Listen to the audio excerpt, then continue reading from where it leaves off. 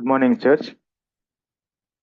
Thank God for this wonderful day and wonderful time that God has given today.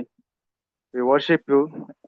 మనం దేవుణ్ణి ఆరాధిస్తున్నాం. మనం ఇంకా సజీవ లెక్కలో మనం జస్ట్ ఇప్పుడే పాడుకున్నాం. సజీవ లెక్కలో దేవుడు మనం ఉంచినందుకు ఆయన్ని ఎంతగానో మనని ఆరాధించాలి. అయితే నేను ఆరాధన గురించి ఒకసారి మాట్లాడినప్పుడు నిజంగా ఆరాధన ఎలాగ చేయాలో ప్రీవియస్గా ఒకసారి నేను మాట్లాడాను. నిజంగా ఆరాధన ట్రూ వే టు వర్షిప్ అనేది మనం దేవుణ్ణి మన బాడీని మన ఫ్లెష్లీ డిజైర్స్ని దేవుడికి ఇవ్వటమే అదే నిజమైన వర్షిప్ అని మనం రోమన్స్ 12వ అధ్యాయంలో మనం తెలుసుకున్నాం. రోమీయులకు రాసిన పత్రికలో 12వ అధ్యాయంలో 1వ వచనం చదివితే అక్కడ మనకి తెలుస్తుంది. True way to worship is submit our self to the God and మనం ఏవైతే సబ్మిట్ చేస్తామో అది దేవునికి యాక్సెప్టబుల్ గా ఉండాలి. అదే ట్రూ వే టు వర్షిప్ అని మనం తెలుసుకున్నాం. అయితే దానికి నేను కంటిన్యూస్ గా ఒకసారి నేను ధ్యానం చేసినప్పుడు మనం ఎక్కడ దేవుణ్ణి ఆరాధించాలి. వర్షిప్ అంటే మనకి పాటల ద్వారాను లాస్ట్ టైం నేను చెప్పినప్పుడు పాటల ద్వారా ఆఫర్స్ చేయటము లేకపోతే మనం మనీ ద్వారా దేవునికి ఆఫర్ చేయటం అది కాదు, కానీ దేవుణ్ణి నిజంగానే ఆయన నమ్మి మన సొంత డిజైర్స్ ని మన సొంత చిత్తాన్ని పూర్తిగా ఆయనకి ఇచ్చేయటం అది నిజమైన ఆరాధన అని మనం తెలుసుకున్నాం. అయితే అక్కడ ఆరాధన మనం ఎక్కడ చేస్తాం? దేవుని ఆరాధించేటప్పుడు దేవుడికి స్తుతులు చెల్లించడం అనేది, దేవుడికి ఆరాధన చేయటం అనేది మనం ఎక్కడ చేస్తాం? కేవలం చర్చ్ వరకే పరిమితమా? లేదా సోకాళ్ళు మనం వర్షిప్ సెంటర్స్ ఉంటాయి అక్కడే చేస్తేనే వర్షిప్ చేసినట్ట? లేకపోతే పర్టికులర్ ప్లేస్లోనే దేవుణ్ణి మనం ఆరాధించాలా అనేది చాలా వరకు మనకి ఉన్న డౌట్స్. నాకు సేమ్ అవే డౌట్స్ ఉన్నాయి. దేవుణ్ణి పర్టికులర్ గానే ఆరాధించాలా? ఒక స్థలంలో ఆరాధిస్తేనే దేవుడికి ఆరాధించినట్ట? అదేమి కాదు. మనం ఇది దేవుడు ఎక్కడ అయితే ఆయన ప్రెజెన్స్ ఉందో అక్కడ మనం దేవుణ్ణి ఆరాధించవచ్చు. ఈ ఉదయకాల సమయంలో ప్రభు మనకి గుర్తు చేస్తున్నాడు ఏంటంటే ఆయన అక్కడైనా ఉండదు. ఆయన ప్రెజెన్స్ ఈజ్ ఎవ్రీవేర్. ఒక వచనం చదువుకొని మనం ముందుకెళ్దాం. సామెతల గ్రంథం 15వ అధ్యాయంలో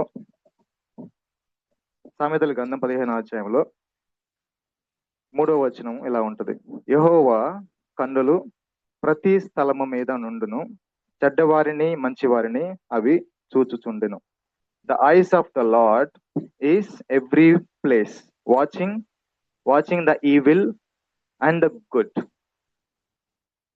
ఆయన ప్రజెన్స్ కేవలం ఓన్లీ గుడ్ చేసే వాళ్ళకే కాదు, కానీ ఆయన ప్రజెన్స్ అందరికీ ఆయన చూస్తూ ఉంటాడు. ఆయన కన్నులెత్తి ఎక్కడ చెడు జరుగుతుంది, ఎక్కడ మంచి జరుగుతుంది, ఎక్కడ దేవునికి విరుద్ధంగా ఉంటుంది, దేవుడికి ఇష్టానుసారంగా ఉంటుంది అనేది ఆయన కన్నులెత్తి చూస్తున్నాడు. నిజంగా దేవుణ్ణి నమ్మి నిజంగా దేవుణ్ణి ఫాలో అయ్యే వాళ్ళకి దేవుని ప్రజెన్స్, ఆయన సన్నిధి ఎప్పుడూ విడవదు, ఎప్పుడూ వెళ్ళిపోదు.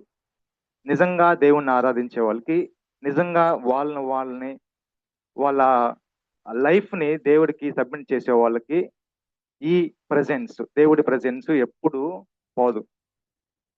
దేవుడు మనకు ఆ ప్రామిస్ చేస్తున్నాడు. ఆయన ఈవిల్ వాళ్ళని చూస్తున్నాడు, అలాగే గుడ్ చేసే వాళ్ళు కూడా చూస్తున్నాడు.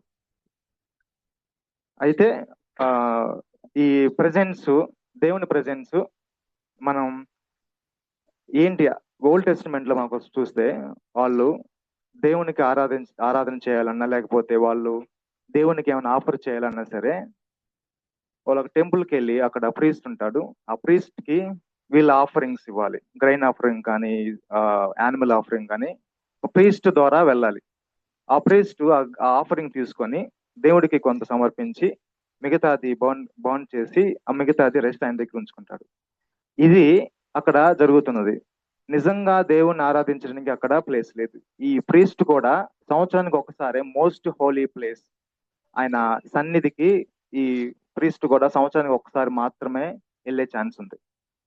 అయితే యేసు ప్రభువు మనం ఆయన సిలువలో త్యాగం చేసిన తర్వాత ఇది ఏవైతే బ్యారియర్స్ ఉందో అవన్నీ కంప్లీట్ గా తొలగిపోయాయి.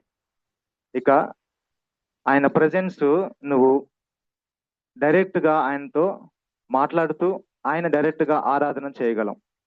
ఆ ప్రివిలేజ్ దేవుడు మనకి ఇచ్చాడు. దాని గురించి మనం ఈ రోజు ఉదయకాల సమయంలో ఆయన్ని ఆరాధన చేయొచ్చు. ఆయన ప్రజెన్స్ మనకి చాలా దగ్గరగా ఉంది. ఇప్పుడు కేవలం మనం పాస్టర్ ద్వారానో లేకపోతే ఒక ప్రీస్ట్ ద్వారానో బిషప్ ద్వారానో మనం వెళ్ళాలి, ఆయన ఆయన ప్రేయర్ చేస్తేనే దేవుడిని వింటాడు, వాళ్ళు ప్రేయర్ చేస్తేనే దేవుడు వింటాడు, నా మాట వినడు అనేది కంప్లీట్ గా తొలగిపోయింది. Now we have access to into most holy place. దేవుడు మనల్ని అలాంటి ప్లేస్ కి తీసుకొచ్చాడు. అది నిజంగా వెతికే వాళ్ళకి దేవుడు అలాంటి ప్రెజెన్స్ ని ఎప్పుడూ దూరపరచడు. ఆయన ప్రెజెన్స్ లో ఉంటాం అంటే దేవుడు ఆయన ప్రొటెక్షన్ మనకు ఉంటుంది, దేవుని ప్రేమ మనకు ఉంటుంది, దేవుడికి మనకి ఇవ్వాల్సిన మన డైలీ లైఫ్ లో మనకు కావాల్సిన అన్ని దొరుకుతాయి ఆయన ప్రెజెన్స్ మనకుంటే. మోస్ట్ ఇంపార్టెంట్ అనేది మనం ఆయన సన్నిధిలో మనం ఉంటున్నామా, చర్చిలో కాదు, లేకపోతే మనం ఎక్కడికి వెళ్ళినా కాదు, ఆయన ఎక్కడికి వెళ్ళినా సరే ఆయన ప్రజెన్స్ అనేది మనకి ఉంటుంది. Those who really seek his Kingdom and his righteousness. For example, ఒకవేళ దేవుని సన్నిధి నేను ఫీల్ అవ్వాలంటే నాకు ఒక ఎగ్జాంపుల్ ఎలా అనిపించిందంటే, యేసుప్రభువే మా ఇంట్లో స్టే చేసి నేను అంటే ఆయన ప్రజెన్స్ అంటే ఆయన ప్రజెన్స్ అంటే దేవుడు నన్ను చూస్తున్నాడు. ఆయన ఆయన ఐస్, ఆయన కళ్ళు నన్ను ఎప్పుడు అబ్జర్వ్ చేస్తున్నాయని. ఒకవేళ దేవుడు యేసుప్రభు మన ఇళ్ళల్లో మనతో స్టే చేస్తుంటే మన ప్రెజెన్స్ అది ఎలా ఉంటుందంటే అద్భుతంగానే ఉంటది. దేవుడు మనతో నడవటం అనేది, మనతో యేసుప్రభు మన ఇంట్లో స్టే చేయటం, మనతో కలిసి ఉండటం అనేది చాలా అద్భుతంగానే ఉంటది. కానీ దేవుని ప్రెజెన్స్ ని మనం నిజంగానే ఆయన ఎక్స్పీరియన్స్ చేయాలి అంటే అదంత ఈజీ కాదు. ఎందుకంటే దానికి చాలా కండిషన్స్ ఉంటాయి. కేవలం నేను రెగ్యులర్ గా పాటలు పాడి, రెగ్యులర్ గా బైబుల్ చదివి, రెగ్యులర్ గా ప్రేయర్ చేసి, రెగ్యులర్ గా ఫాస్టింగ్ చేస్తే కాదు అది. దేవుని ప్రెజెన్స్ ఏంటంటే మనల్ని దేవుడు మన లైఫ్ ని పూర్తిగా ఆయనకి సబ్మిట్ చేయడం. ఫర్ ఎగ్జాంపుల్, ఇప్పుడు నేను ఒక ఆఫీస్కి వెళ్ళి ఆఫీస్ నుంచి వచ్చేటప్పుడు యేసు ప్రభు నేను ఇంట్లో ఎంటర్ అవుతున్నప్పుడు స్టాప్, ఈ రోజు నువ్వేమి ఆఫీస్ లో చేసావో తెలుసా అని ఒక క్వశ్చన్, అంటే మన స్పిరిట్ ద్వారా మాట్లాడినప్పుడు యేసుప్రభువే మాట్లాడాను అనుకోండి, అక్కడ స్టాప్ మురళి ఏం చేసావు ఈ రోజు, ఏం ప్రభు నేనేం చేశాను ప్రభు అంటే, నీతోటి జూనియర్స్ నీ టీంలో ఉన్న జూనియర్స్ తో నువ్వు అలాగా రూట్ గా మాట్లాడారో గుర్తించావా అని. అవును ప్రభా, నేను రూట్ గానే మాట్లాడాను, నన్ను క్షమించండి. అది మనల్ని దేవునికి మన లైఫ్ ని పూర్తిగా సబ్మిట్ చేసుకోవటం. ఇంకొక విధంగా, లేకపోతే నేను మనీ విషయంలో దేవుడు వచ్చి స్టాప్ మురళి, నువ్వు చేస్తున్న ప్రేయర్ ఆఫ్ చేయి అంటాడు. ఏం ప్రభా ఆఫ్ చేశారంటే, నువ్వు చేస్తున్న ప్రేయరు నువ్వు లోపల ఉన్న నీ హార్ట్ కి మ్యాచింగ్ అవ్వట్లేదు. ఎందుకు ప్రభా అంటే, నువ్వు మనీ దగ్గర నువ్వు అన్ఫెయిత్ఫుల్ గా ఉన్నావు అని గుర్తు చేసినప్పుడు, అవును ప్రభా ఇలాగ నేను మనీ విషయంలో నేను చీట్ చేశాను, గవర్నమెంట్ కట్టవలసి నేను కట్టలేదు, నన్ను క్షమించు ప్రభా, నేను కట్టేస్తాను అనేది ఒప్పుకున్నప్పుడు దేవుడు చాలా హ్యాపీగా ఉంటాడు. అప్పుడు మనం నిజంగానే దేవుని ఎక్స్పీరియన్స్ ని, ఆయన ప్రెజెన్స్ ని, ఆయన సన్నిధిని నిజంగానే ఫీల్ అవుతున్నట్టు, హ్యాపీగా ఉన్నట్టు. అలాగే ఇంకోసారి లేకపోతే మనం ట్రాఫిక్ లో వెళ్తున్నప్పుడు, మనం రోడ్డు మీద వెళ్తున్నప్పుడు మనం ఆగి, ఎదురుగా వచ్చి రాంగ్ డైరెక్షన్ లో వచ్చి అతను రాంగ్ డైరెక్షన్ లో వచ్చి మన మీద షౌట్ చేస్తున్నప్పుడు మనం కూడా షౌట్ చేస్తే అది ఎలా ఉంటదంటే, దేవుడు స్టాప్ మురళి, అలా షౌట్ చేయటం దేవుడికి ఇష్టం ఉండదని. అంటే ఏంటి ప్రభు, అతను రాంగ్ డైరెక్షన్ లో వస్తున్నాడు, నేనే రైట్ డైరెక్షన్ లో ఉన్నాను, నేను ఆఫ్ చేశాను, అతనిదే కదా తప్పు, స్టాప్. ఇక్కడ దేవుడు ఏం చెబుతున్నాడంటే, నిన్ను నేను ఎంచుకున్నది ఫ్లెష్ అండ్ బ్లడ్స్ తో, అంటే శారీరక సంబంధులతో కాదు నేను ఫైట్ చేయమంది, నీ లోపల ఉన్న సెల్ఫిష్ తో, డిజైర్స్ తో ఫైట్ చేయమని నేను పిలుచుకున్నాను. అప్పుడు మరలా అర్థమైంది, అవును ప్రభా నన్ను క్షమించండి. అప్పుడు మరలా దేవుని నిజంగానే ఆయన ప్రెజెన్స్ ని మనం ఫీల్ అవుతున్నట్టు, ఆయనకి గౌరవం ఇస్తున్నట్టు. ఇంకొక డిఫికల్ట్ పార్ట్ ఏంటంటే, ఇది చాలా డిఫికల్ట్ పార్ట్. అంటే ఏంటంటే, ఒక రోజు నేను మళ్ళీ ఇంట్లోంచి ఆఫీస్కి బయలుదేరుతున్నప్పుడు స్టాప్ అని దేవుడు స్టాప్ చేసినప్పుడు, ఏంటి ప్రభా మరలా స్టాప్ చేశారంటే, what did you do with your wife? అంటే నీ వైఫ్ తో మాట్లాడిన విధానం నువ్వు ఒక గమనించావా? అవును ప్రభా, నాకు కోపం వచ్చింది, నేను అలా మాట్లాడాను అని.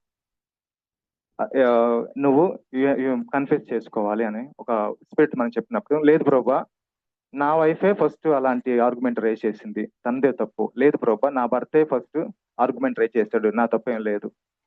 ఇలాంటి ఇది చాలా డిఫికల్ట్. ఎందుకంటే మనం ఒక పర్సన్ తో చాలా సంవత్సరాల నుంచి వచ్చినప్పుడు, బాగా ఫెమిలియర్ అయినప్పుడు మనం ఎంతో చులకనగా చూస్తాం.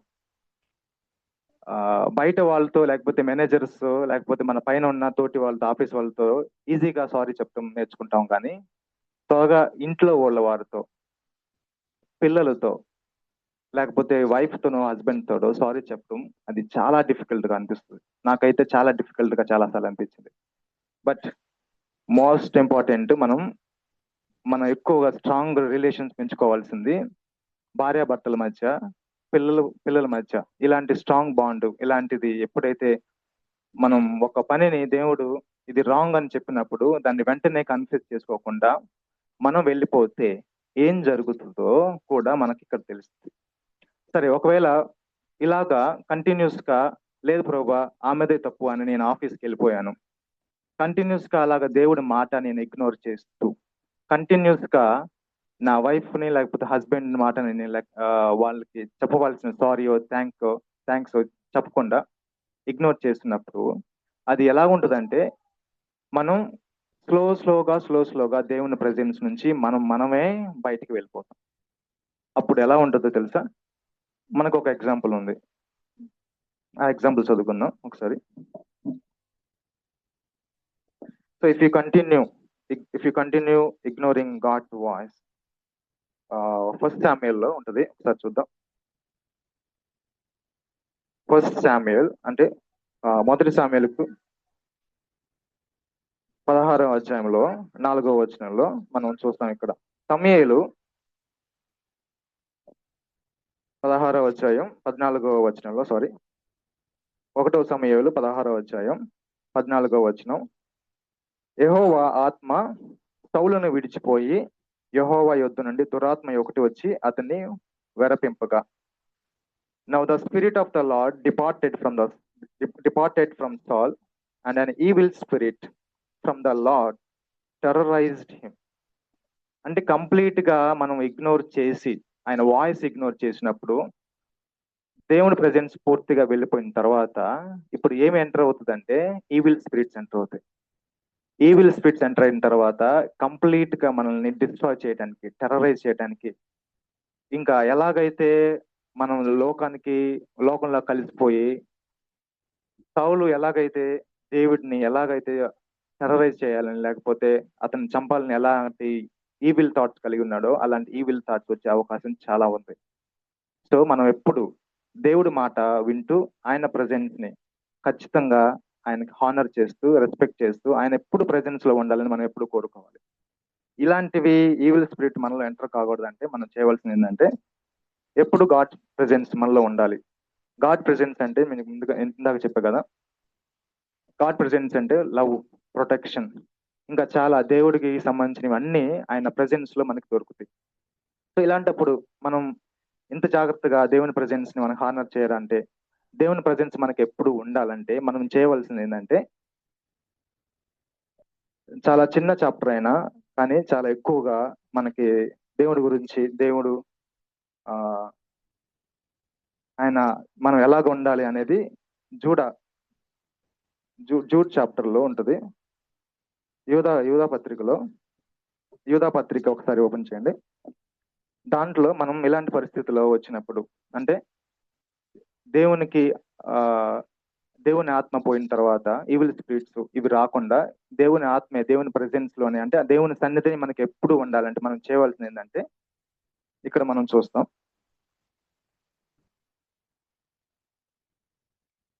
యూదా పత్రికలో 21వ వచనం ఎలా ఉంటది, మీ ప్రియులారా, 20 నుంచి చదువుతున్నారు. ప్రియులారా, మీరు విశ్వసించు అతి పరిశుద్ధమైన దాని మీద మిమ్మల్ని మీరు కట్టుకొనొచ్చు, పరిశుద్ధాత్మలో ప్రార్థన చేయొచ్చు, నిత్య జీవార్థమైన మన ప్రభుయోగు యేసుక్రీస్తు కనికరం కొరకు కనిపెట్టుచు దేవుని ప్రేమలో నిలిచినట్లు కాచుకొని ఉండడి. ఇంగ్లీష్ లో ఎలా ఉంటది?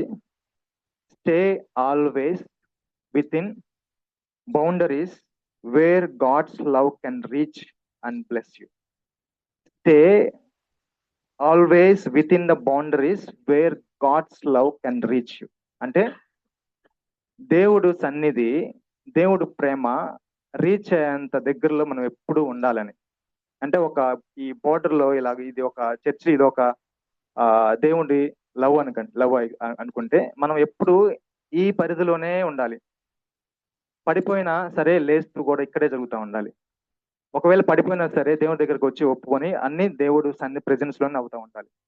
కంప్లీట్ గా ఆయన వాయిస్ ఇగ్నోర్ చేసి దేవుణ్ణి ప్రేమ మనం లెక్క చేయకుండా మనం బయటపడినప్పుడు ఏవైతే ఈవిల్ స్పిరిట్స్ ఉన్నాయో అవన్నీ మనకి లోపలికి చొరబడతాయి అని, దాని ద్వారా మన లైఫే కాదు మన ఫ్యామిలీ లైఫ్ కూడా చాలా డిస్టర్బ్ చేస్తాయి అని, నరకానికి తీసుకువెళ్తాయి అని మనం గమనించాలి. దేవుని ప్రెజెన్స్ చాలా ఇంపార్టెంట్. ఆయన లవ్ ఎప్పుడు ఆయన లవ్ లో ఆయన ప్రేమ మనల్ని రీచ్ అయ్యేంత దగ్గరలో మనం ఉండాలి. అంటే మనం ఎప్పుడు ముందుకెళ్తానే ఉండాలి దేవుడి దగ్గరికి.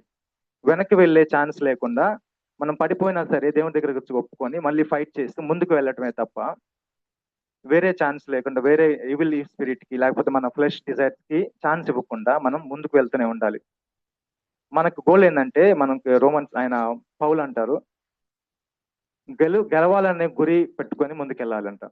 అంటే మనం ఓడిపోతామును, నేను ఎక్కడైనా పడిపోతాను ఆగిపోతాను కాకుండా నేను గెలవాలి, దేవుడి దగ్గరికి వెళ్ళాలి అనే గురితో మనం ముందుకు సాగాలి. ఈ ఉదయకాల సమయాన ఇలాంటి ప్రజెన్స్ మనం దేవుడు ఇచ్చినందుకు మనం ఎక్కడికి వెళ్తున్నా దేవుని ప్రజెన్స్ మనకు ఉంటుంది. మన యాక్సిడెంట్స్ నుంచి మనల్ని కాపాడుతుంది. మన ప్రేమ మనకు అవసరమైనప్పుడు ఆయన ప్రేమ మనకు దయచేస్తున్నాడు. ప్రొడక్షన్ మన పిల్లలకి దయచేస్తున్నాడు. ఇలాంటిది దేవుని సన్నిధిలో మనం చేయవలసిందంటే, దేవుని సన్నిధిలో ఎప్పుడు ఆయన ప్రేమ మనం ఆయన ప్రేమలో ఎప్పుడు యాక్సెసిబుల్ గా ఉండాలి. ఆయన ప్రేమ మనల్ని యాక్సెస్ చేసేంతగా అంత దగ్గరగా ఉండాలి. సో ఇలాంటి ప్రేమను, ఇలాంటి దేవుని సన్నిధిని మనం ఈ రోజు ఉదయం కాల సమయాన చాలా మందికి ఇప్పుడు దాకా మనకి ఇస్తూనే ఉన్నాడు. ఆయన ఇచ్చినందుకు ఆయనకి కృతజ్ఞతాస్తుతులు చెల్లించి, నిజమైన వర్షిప్ అంటే మనకి దేవునికి మన లైఫ్స్ ని ఆయన మాట్లాడుతున్నప్పుడు మనం సరి చేసుకోమన్నప్పుడు నిజంగానే ఆయన దగ్గరికి వెళ్ళి, అవును ప్రభువా నేను తప్పు చేశాను, నన్ను క్షమించండి, ఈసారి ఖచ్చితంగా ఈ మాటకి విలువిస్తాను, నేను చేయకుండా ఉంటాను అని దేవుడి దగ్గరికి ఒప్పుకొని ఆయన దగ్గరికి వెళ్ళి మనం సబ్మిట్ చేసుకోవటమే నిజమైన ఆరాధన. సో ఇలాంటి థాట్స్ తో మనం దేవుణ్ణి ఆరాధనలోకి ప్రవేశిద్దాం. దేవుడి వాక్యాన్ని దీవించిన కాక. Thank you.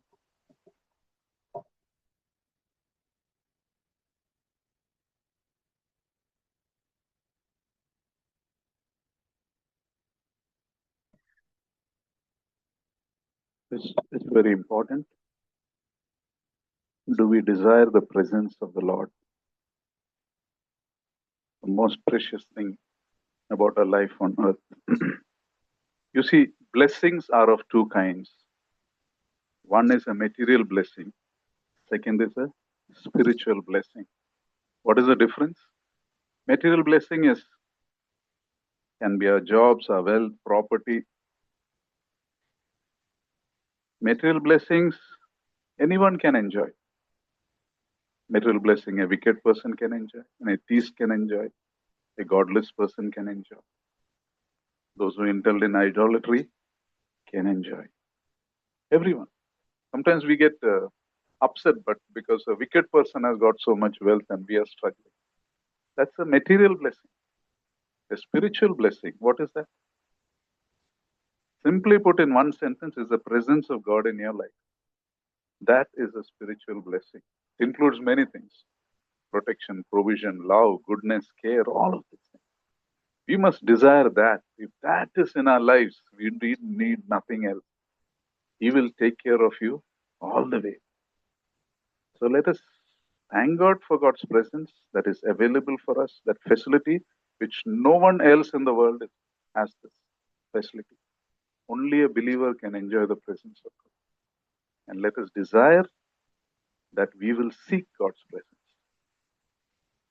So let us take this time, thank Him for His presence, and ask, Lord, may I desire this most in my life.